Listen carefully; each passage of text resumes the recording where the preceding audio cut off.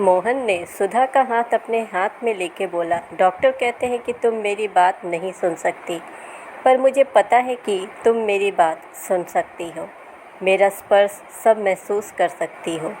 मोहन बोला। फिर कुछ पल एकटक सुधा को देखता रहा।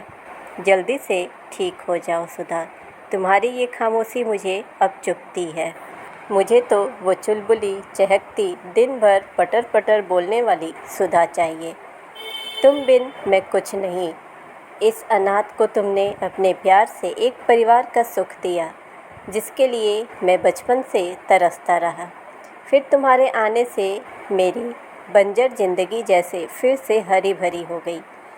अरे ऐसे क्या देख रही हो सुधा, मैं सच कह रहा हूँ। तुमने जहाँ एक और पत्नी बन मेरी ज़िंदगी को प्यार के रंग से रंगीन किया, वहीं अपने दुलार से मेरी परवाह कर एक माँ की तरह अपने प्यार का आंचल मेरे सर पे रखा। कभी कुछ गलत करने पे एक पापा की जैसे डांटा और फिर एक पापा के जैसे सही गलत बता के मेरे मार्गदर्शन भी किए, और कभी खुद बच्ची बन कभी चुस्की की कभी इमली की ऐसी कितनी छोटी छोटी फरमाइशें कर मुझे बड़प्पन का एहसास दिलाया तुमने।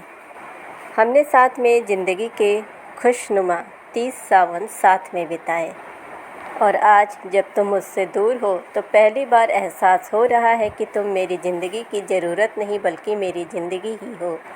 सुधा, यहाँ अस्पताल में सब मुझको पागल समझते हैं, मेरे पीठ पीछे मेरा मजाक भी उड़ाते हैं और कहते हैं कितना बेवकूफ़ है, कोमा में कोई सुनता है भला।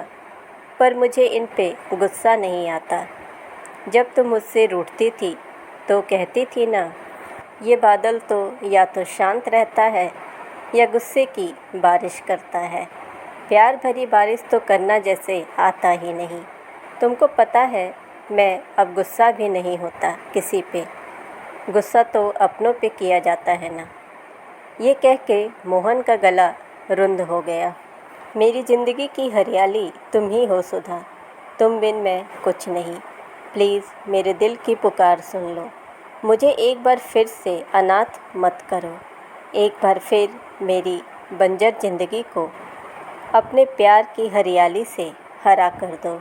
सुधा का हाथ अपने हाथ में लेके आज मोहन जैसे बादलों की बारिश की तरह आंसुओं से बरस पड़ा। बादल के आंसुओं से सुधा का हाथ भीग गया। उसके हाथ में थोड़ी हलचल हुई, जैसे मानो मोहन के आंसू बादल रूपी वर्षा से सूखी धरा का रोम रोम खिल गया हो।